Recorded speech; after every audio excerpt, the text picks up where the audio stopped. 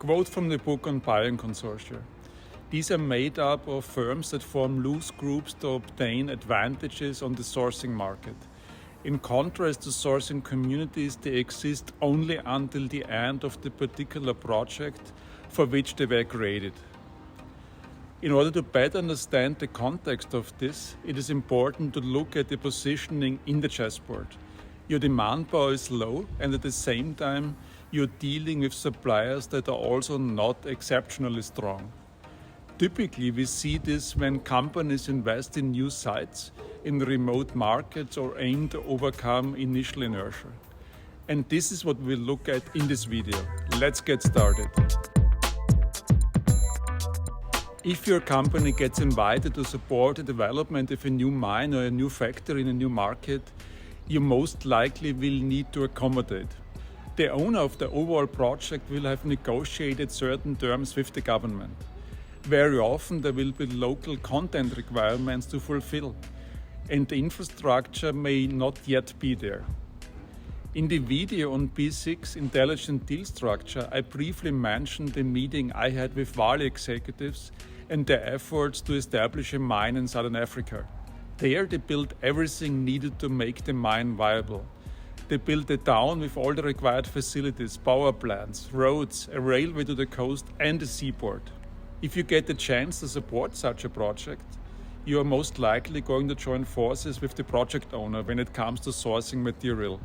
It will be much easier to get access to the required steel, concrete or skilled labor if you do this in a coordinated manner rather than everyone going about it on their own. But just like every other project, this collaboration will have its end.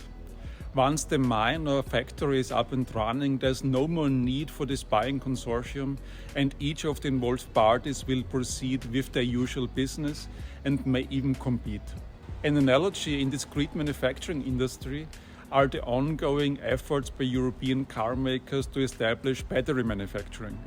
You just need to look at Tesla's gigafactories to appreciate the amount of battery supply needed in a not so distant future when most cars will come with electric motors.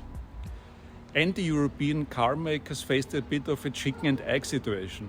Mass producing electric cars is not viable if you have to import batteries from China or somewhere else in East Asia. But at the same time, getting suppliers to invest in battery production capacity in Europe is also not straightforward as long as only a tiny fraction of cars are electric. So there are now all kinds of initiatives by different sets of car makers to encourage the production of batteries in Europe. But once this initial inertia is overcome, we can confidently predict that the car makers will compete with each other as we are used to. So there you have it, P4 buying consortia, a purchasing chessboard method that helps you get a project done more efficiently than going it alone. Okay, I'm curious, have you overcome initial inertia with a buying consortium?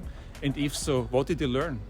Let all of us know in the comments down below, and should you have a question, I will get back to you within 24 hours. Thank you for watching, and I see you in the next one. Bye!